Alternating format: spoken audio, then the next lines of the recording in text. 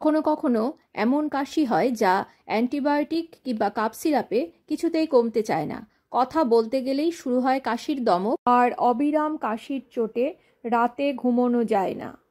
5টি ভেষজ উপাদান দিয়ে ঘরেই তৈরি করুন শীতপলাদি চূর্ণ, যা এই ধরনের কাশির সমস্যায় দারুণ কার্যকর।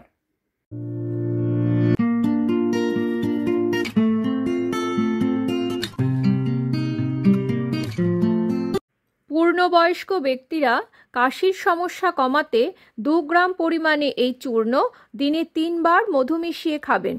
ওষুধ খাবার পর অবশ্যই উষ্ণ গরম জল পান করবেন। সুস্থ হতে অন্তত 7 থেকে 10 দিন শীতপলাদি চূর্ণ ব্যবহার করতে হবে।